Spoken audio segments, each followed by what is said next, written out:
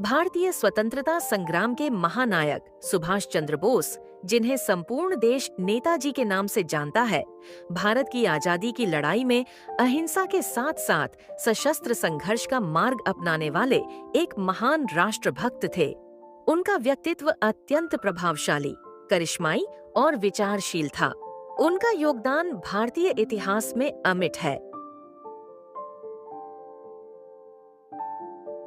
सुभाष चंद्र बोस का जन्म 23 जनवरी 1997 को उड़ीसा के कटक शहर में एक संपन्न बंगाली परिवार में हुआ था। उनके पिता जानकीनाथ बोस एक प्रसिद्ध वकील और समाज सेवी थे, जबकि उनकी माता प्रभावती देवी धार्मिक प्रवृत्ति की महिला थीं। सुभाष चंद्र बोस 8वें नंबर के संतान थे। वे बचपन से ही तेज, अनुशासित और देशभक्त स्वभाव के थे। बोस की प्रारंभिक शिक्षा कटक के राइवेनशॉ कॉलेजिएट स्कूल में हुई। इसके बाद उन्होंने कलकत्ता, अब कोलकाता के प्रेसिडेंसी कॉलेज में प्रवेश लिया, जहां उन्होंने दर्शन शास्त्र, फिलॉसफी में स्नातक की पढ़ाई की। वे स्वामी विवेकानंद और रामकृष्ण परमहंस के विचारों से अत्यधिक प्रभावित थे। युवावस्था में ही उनमें देशभक्ति की भावना जाग चुकी थी। बोस के पिता चाहते थे कि सुभाष एक प्रशासनिक अधिकारी बने, इसलिए वे उन्हें इंग्लैंड भेजने में सहमत हुए। सुभाष 1919 में इंग्लैंड गए और 2020 में प्रतिष्ठित इंडियन सिविल सर्विस (ICS) की परीक्षा उत्तीर्ण की। उन्होंने यह परीक्षा चौथे स्थान पर रहकर पास की, जो उनकी मेधा को दर्शाता है। लेकिन ब्रिटिश सरकार की अधीनता उन्हें स्वीकार नहीं थी। उनका आत्मसम्मान और देश प्रेम उन्हें सिविल सेवा में बने रहने नहीं दे सका। 1921 में उन्होंने ICS से इस्तीफा दे दिया और पूरी तरह देश की सेवा में जुट गए। भारत लौटने के बाद सुभाष चंद्र बोस महात्मा गांधी और चित्तरंजन दास से प्रभावित हुए। चित्तरंजन दास उनके राजनीतिक गुरु बने। उन्होंने कांग्रेस में सक्रिय रूप से भाग लेना शुरू किया और बंगाल प्रांतीय कांग्रेस के साथ जुड़ गए। बोस ने स्वराज नामक समाचार पत्र का संपादन भी किया। 1930 में उन्होंने नागपुर में कांग्रेस का अधिवेशन आयोजित किया और बाद में उन्हें कांग्रेस का महासचिव बनाया गया। 1938 में उन्हें कांग्रेस अध्यक्ष चुना गया। उनके अध्यक्षीय कार्यकाल में उन्होंने राष्ट्रीय योजना समिति (नेशनल प्लानिंग कमेटी) की स्थापना की, जो भारत में औद्योगिकरण की दिशा में एक बड़ा कदम था। 1939 में वे फिर से कांग्रेस अध्यक्ष बने, लेकिन इस बार महात्मा गांधी और कांग्रेस के अन्य वरिष्ठ नेताओं के साथ उनके विचार नहीं मिले। गांधी जी अहिंसा के मार्ग पर अडिग थे, जबकि बोस मानते थे कि सशस्त्र क्रांति के बिना स्वतंत्रता संभव नहीं।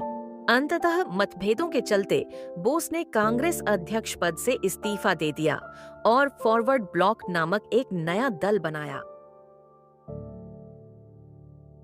सुभाष चंद्र बोस ने ब्रिटिश सरकार के खिलाफ कई बार आंदोलन किए और उन्हें अनेक बार गिरफ्तार किया गया। 1440 में जब द्वितीय विश्व युद्ध शुरू हुआ, तो बोस ने भारत को स्वतंत्र न किए जाने पर ब्रिटिश सरकार का विरोध किया। इस पर उन्हें नजरबंद कर दिया गया, लेकिन वे चकमा देकर घर से भाग निकले। भारत से भागने के बाद बोस अफगानिस्तान सोवियत संघ होते हुए जर्मनी पहुंचे। वहां उन्होंने हिटलर से मिलकर भारत को स्वतंत्र कराने के लिए सहायता मांगी, परंतु जब पर्याप्त समर्थन नहीं मिला तो वे 1943 में जापान पहुंचे। जापान की मदद से उन्होंने आजाद हिंद फौज (इंडियन नेशनल आर्मी INA) का गठन किया। आजाद हिंद फौज का नारा था, दिल्ली चलो, जय हिंद और तुम मुझे खून दो, मैं तुम्हें आजादी दूंगा। इन नारों ने भारतीय युवाओं को प्रेरित किया और देशभक्ति की भावना से ओतप्रोत कर दिया।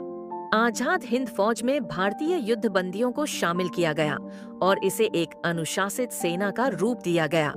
इस सेना ने अंग्रेजों के खिलाफ बर्मा और भारत की सीमाओं पर युद्ध किया। सुभाष चंद्र बोस ने सिंगापुर में आजाद हिंद सरकार की स्थापना की, जिसे जापान, जर्मनी, इटली जैसे देशों ने मान्यता भी दी। 18 अगस्त 1945 को सुभाष चंद्र बोस की मृत्यु का समाचार आया कि वे ताइवान में एक विमान दुर्घटना में मारे गए। लेकिन उनकी मृत्यु को लेकर आज भी संशय बना हुआ है। कई लोग मानते हैं कि वे जीवित थे और गुप्त रूप से भारत लौटे थे। इस विषय पर कई आयोग और जांचें हुई, परंतु उनकी मृत्यु का रहस्य आज भी पूरी तरह स्पष्ट नहीं है। नेताजी सुभाष चंद्र बोस भारत के ऐसे सपूत थे जिन्होंने अपने प्राणों की आहुति देकर भारत की स्वतंत्रता के लिए जीवन समर्पित कर दिया। उन्होंने न सिर्फ आजादी का सपना देखा, बल्कि उसे साकार करने के लिए एक सैन्य अभियान भी चलाया। वे अद्वितीय नेता, सच्चे देशभक्त और प्रेरणा स्रोत हैं। उनका जीवन हम सभी को यह संदेश देता है कि देश के लिए कुछ कर गुजरने का जुनून हो तो कोई भी बाधा रास्ता नहीं रोक सकती। सुभाष चंद्र बोस का नाम सदा सदा के लिए भारतीय इतिहास में स्वर्णाक्षरों में लिखा जाएगा।